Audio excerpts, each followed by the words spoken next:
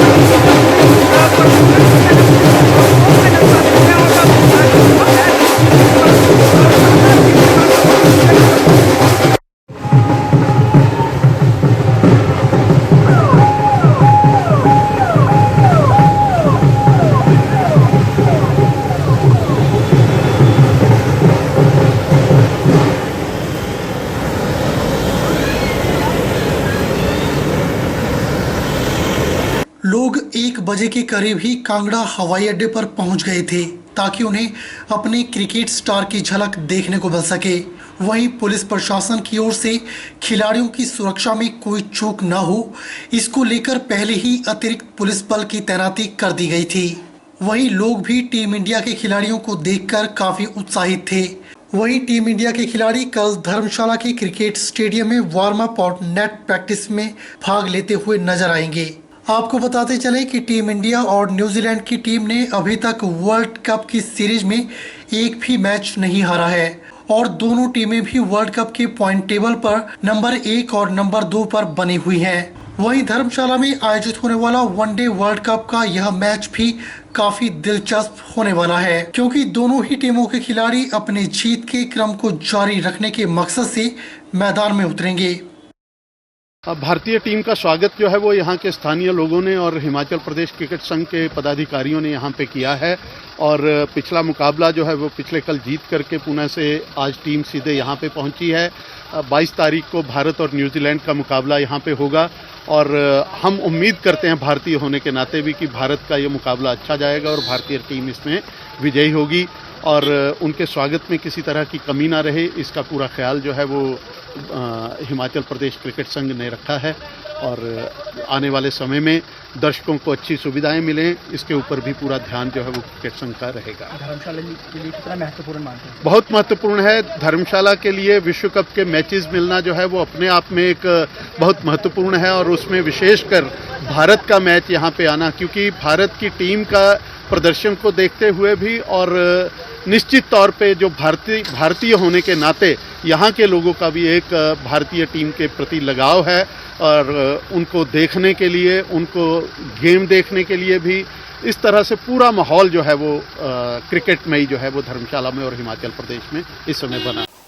जहां वाकई देखा आपने कि किस तरह से लोग अपने स्टार क्रिकेटर को देखने के लिए उमड़े रहे और क्योंकि मैच दिलचस्प होने वाला है 22 अक्टूबर को। और रुक कर लेते हैं अगली खबर की ओर जो शिमला से है। 30 सितंबर से जिला परिषद कर्मचारी हड़ताल पर थे और लगातार पंचायती राज विभाग में मर्ज की मांग की जा रही है। इसको लेकर प्रदेश सरकार और कर्मचारियों के बीच टकराव देखने को मिला, जिसके बाद अब सरकार ने कड़ा फैसला लेते हुए हड़ताल पर बैठे 167 कर्मचारियों के निलंबन के आदेश निकाल दिए और इसी के साथ आउटसोर्स पर भी भर्ती के निर्देश जारी कर दिए गए। इसको लेकर पंचायती राज मंत्री अनिरुद्ध सिंह ने कहा कि प्रदेश आपदा के दौर से उबर रहा है और ऐसे में राहत और पुनर्वास के कार्यों में बाधक पड़ रही है, जिसके चलते विभाग को ये कड़ा फैसला ले।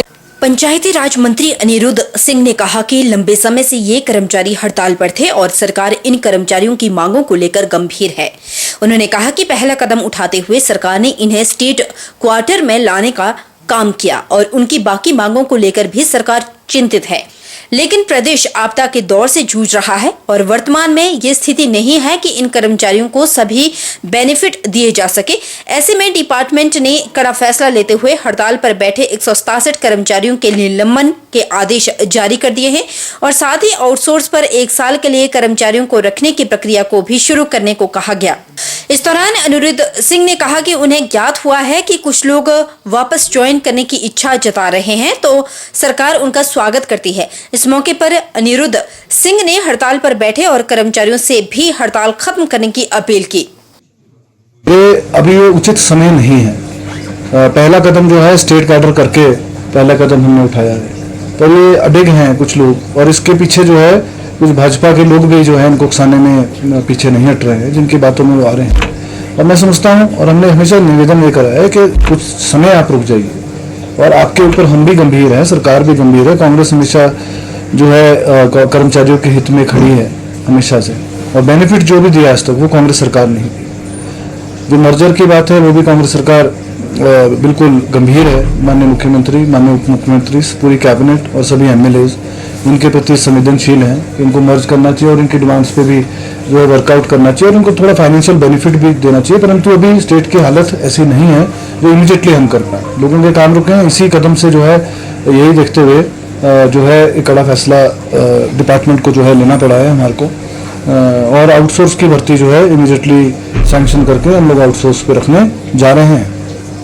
सर कुछ एक लोगों ने क्या ज्वाइन भी कर लिया है वापस? ऐसे मेरे को खबरें आई हैं, अभी मेरे को पुष्टि नहीं है इस बात की क्योंकि रात को ही मैं देर रात जो है दिल्ली से वापस आया हूँ। आज ही सुबह मुझे खबर आई है कुछ लोग जो है ज्वाइन कर रहे हैं। उनका स्वागत है, कोई हम किसी का ऐसा बुरा नहीं करना चाहते हैं।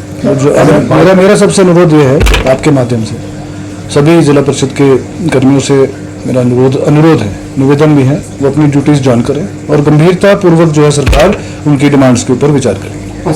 ऐसा है कि माननीय मुख्यमंत्री ये डिस्कस कैबिनेट में हुआ था, हर चीज़ के लिए भी माननीय मुख्यमंत्री जी ने बोला कैबिनेट सब कमेटी बनाने की जरूरत नहीं है, आप डिपार्टमेंट के स्तर पर इनसे बात करिए।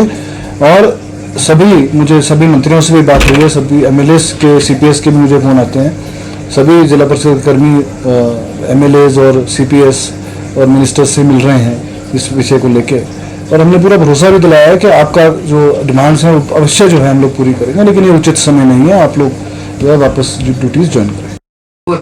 अनिरुद्ध सिंह ने इस दौरान इस मामले को लेकर भाजपा प्रदेश अध्यक्ष पर भी निशाना साधा। अनिरुद्ध ने कहा कि अगर वह इन कर्मचारियों के इतने बड़े हितैषी थे तो उन्होंने अपनी सरकार के कार्यकाल के दौरान क्यों नहीं किया।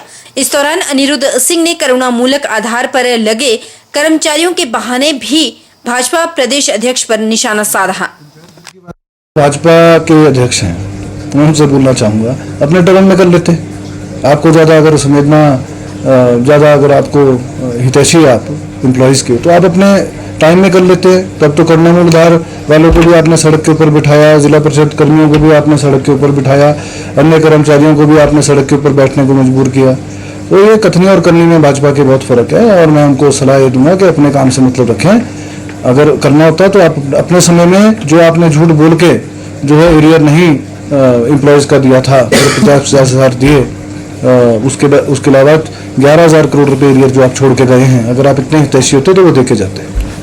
कोई भी पैसे हैं, कोई भी गवर्नमेंट पैसे खर्च करती है वो लोगों के टैक्स ही होता है। सेंट्रल गवर्नमेंट या मोदी साहब कौन से अपने घर से निकाल के दे रहे हैं, अपनी जेब से दे रहे हैं, वो भी लोगों के टैक्स है। जो मोदी साहब जो है बड़ी बड़ी घोषणाएं करते हैं और भाजपा के लोग जो है चाहे वो मूर्ति बना रहे हैं, चाहे वो कोई विस्टा, केंद्रीय विस्टा बनाया उन्होंने, सेंट्रल विस्टा बनाया, वो लोगों के पैसे से बनाया, कोई अपने घर से नहीं लगाया। वहीं प्रदेश के मुख्यमंत्री द्वारा आपदा को लेकर राहत जारी किए गए 45,000 करोड़ के पैकेज पर नेता प्रतिपक्ष द्वारा उठाए गए सवालों पर मुख्यमंत्री के प्रधान मीडिया सलाहकार नरेश चौहान ने पलटवार किया है। पहले जयराम ठाकुर को बोलने से पहले राहत पैकेज को लेकर पूरी जानकारी लेनी चाहिए। नरेश ठाकुर यही नहीं रुके, उन्होंने कहा कि बरसात में बारिश में काफी नुकसान हुआ, सरकार ने प्रभावितों को मदद देने के लिए 45,000 करोड़ का राहत पैकेज जारी किया, लेकिन विपक्ष इस पर सवाल खड़े किए जा रहा है। पूर्व मुख्यमंत्री को सरकार द्वारा जारी 45,000 करोड़ राहत पैकेज पर बोलने से पहले पूरी जानकारी ले लेनी चाहिए। मुख्यमंत्री के प्रधान मीडिया सलाहकार नरेश चौहान ने कहा कि सरकार ने राहत मैनुअल पर बड़े बदलाव किए हैं, जिसका मकसद लोगों को आपदा से राहत देना है। उन्होंने कहा कि केंद्र सरकार की ओर से कोई राहत पैकेज नहीं दिया गया। जयराम ठाकुर को केंद्र से प्रदेश को कितनी विशेष मदद दी, इस बारे में भी पूर्ण जानकारी देनी चाहिए। प्रदेश सरकार द्वारा अपने आप आपदा राहत पैकेज जारी किया है और इस राहत पैकेज की मुख्यमंत्री 21 अक्टूबर को कुल्लू जिला से शुरुआत करेंगे और लोगों को चरणबद्ध तरीके से हर प्रभावित तक मदद पहुंचाई जाएगी। उन्होंने नेता प्रतिपक्ष द्वारा चहेतों को लाभ पहुंचाने के आरोपों को निराधार बताया और विपक्ष को राजनीति न करने का नसीहत दी। उन्होंने कहा कि ये आपदा किसी पार्टी विशेष को देकर नहीं आई, सरकार हर प्रभावित को मदद देने का प्रयास कर रही है। ये समय लोगों की मदद का है, न कि राजनीति करने का। मुख्यमंत्री जी ने जो आरोप लगाए, मैं बार बार ये बात आपके माध्यम से भी कहता हूं कि उनको पूरा डिटेल देना चाहिए। बार बार मीडिया को वो एड्रेस करते हैं तो एक बार प्रेस कॉन्फ्रेंस करके वो पूरा डिटेल क्यों नहीं बताते कि कौन सा पैसा भारत सरकार से अभी तक हिमाचल को जो है स्पेशल पैकेज के तौर पे लोगों की सहायता के लिए आया है। उनको बताना चाहिए और आपको पूछना चाहिए कि भाई आप पूरा डिटेल बताएं कि कौन से पैसे का जिक्र आप कर रहे हैं। हमने तो 10 बार बता दिया, हमारे मंत्रिमंडल के सदस्यों ने बता दिया या हमने बता दिया, मुख्यमंत्री जी ने इस बात का जिक्र किया कि हमारे को आपदा के दौरान जो पैसा है वो कैसे कैसे मिला, उसका जिक्र हुआ। 1,180 करोड़ का हुआ, फिर 180 करोड़ सेकंड किस्त थी, उसके बाद 189 करोड़ थी, 200 करोड़ रुपया जो नड्डा जी आए थे उसके बाद मिले, या सड़कों का पैसा जो नेशनल हाईवेज में आना है। ये सारी बातें बार बार हम मीडिया के माध्यम से वो सुन भी रहे हैं, लेकिन अब उनको कहना चाहिए कि आप आरोप लगाते हो तो आप पूरा बताएं डिटेल कि कौन सा पैसा कब जो है भारत सरकार से हिमाचल प्रदेश को मिला। अब सवाल रहा कि जो हमने 4500 करोड़ रुपए का जो जिक्र जो ये घोषणा की है, इसको जमीनी स्तर तक पहुंचाने के लिए इसके कार्यक्रम तय हो चुके हैं। इसका पूरा डाटा जो है डिस्ट्रिक्ट एडमिनिस्ट्रेशन के साथ हर कर्म जितने भी हमारे मैकेनिज्म है पूरा तैयार है। मुख्यमंत्री जी 21 तारीख से कुल्लू में इस कार्यक्रम को आगे बढ़ा रहे हैं कि किस तरह ये लोगों तक पहुंचे। आप देखें, पहली बार ये जो प्रयास हो रहे हैं कि हम सीधे तौर पे जहां आपदा के समय राहत पहुंचाने की बात थी तो उसमें मुख्यमंत्री जी खुद उनके मंत्रिमंडल के सदस्य फ्रंट लाइन में रहे। आज फिर से वही काम हो रहा है कि पूरा इसका इंतजाम जो है इस ढंग से किया गया है कि आपको प्रॉब्लम कहां है, लोगों को तो मिल रहा है, लोगों को 1 लाख रुपया मिला, 1,30,000 मिले, अब उनको और मिलने जा रहे हैं। आप विपक्ष के नेता को कुछ दिनों का सब्र करना चाहिए, उनके सामने आ जाएगा कि कैसे ये कार्य आगे बढ़ रहे हैं, कैसे लोगों को राहत मिल रही है। ये कोई सामने आएगा जब ओपन लोगों को बांटे जाएंगे, उनका जो बनता है, अगर किसी को 7 लाख मिल रहा होगा तो 7 लाख मिलेगा, आप भी देखेंगे, मीडिया सामने होगा, उसके कार्यक्रम हो रहे हैं, मुख्यमंत्री खुद जा रहे हैं। तो इसमें मुझे समझ नहीं आता कि विपक्ष के नेता को डाउट कहां है। उनकी ये मुझे लगता है कि राजनीतिक मजबूरी हो सकती है, जिस तरह की स्टेटमेंटें वो दे रहे हैं, वो अपनी एक विपक्ष की भूमिका निभाने का प्रयास कर रहे हैं। बैजनाथ के नजदीक गणक्षेत्र में 1.5 करोड़ के लागत से बनने वाले निरीक्षण कुटीर का सीपीएस ने भूमि पूजन किया। बैजनाथ के साथ लगते नगर पंचायत के वार्ड नंबर 3 गनखेत्र में जल शक्ति विभाग द्वारा निरीक्षण कुटीर विश्राम गृह का शुक्रवार को मुख्य संसदीय सचिव कृषि पशुपालन ग्रामीण विकास एवं पंचायती राज किशोरी लाल ने भूमि पूजन कर शिलान्यास किया। इस मौके पर किशोरी लाल ने कहा कि निरीक्षण कुटीर में लगभग 1.5 लाख रुपए खर्च किए जाएंगे और विभाग द्वारा इनके टेंडर भी कर दिए गए हैं और 1 साल के भीतर एक भव्य रूप से 5 सेट का 2 मंजिला भवन तैयार होकर लोगों के लिए समर्पित किया जाएगा। यहाँ से इस मार्ग को आगे घटा तक जोड़ा जाएगा, जो कागजों में रास्ता बना हुआ है, जिसको चौड़ा करके बस योग्य सड़क मार्ग बनाया जाएगा ताकि लोगों को इसकी सुविधा मिल सके।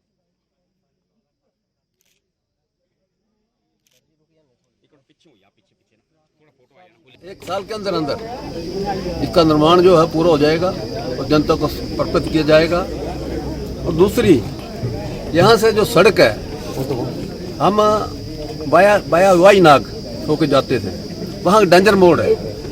मेरा प्रयास रहेगा सड़क को हम ऊपर मिलाएं। एक तो सड़क की दूरी कम होगी, दूसरा यहाँ कोई जमीन का पचड़ा है नहीं, कागजों में रोड है, पुराना रोड था, इसको हम चालू करेंगे ताकि दूरी भी कम हो, लोगों का इसका फायदा हो। इस दृष्टि से इस जगह का चयन मैंने किया है और इसके लिए बैजनाथ और गनखेत्र वालों को बधाई देना चाहता हूँ। बिलिंग सड़क जिसके लिए अनुमानित राशि 25 करोड़ थी, उसका काम शुरू हुआ। 5 साल भारतीय जनता पार्टी की सरकार रही, 5 सालों में उसका काम पूरा नहीं हो सका। जो ही कांग्रेस की सरकार यहाँ स्थापित हुई है, मैंने दोबारा उसका टेंडर करवाया है। अब उसमें 9 करोड़ रुपया और खर्च होगा और 5-4 महीनों में उस सड़क को यातायात योग्य खोल दिया जाएगा। यहाँ रुकेंगे छोटे से ब्रेक के लिए। ब्रेक के उस पार जल्द लौटेंगे, बने रहिए हमारे साथ।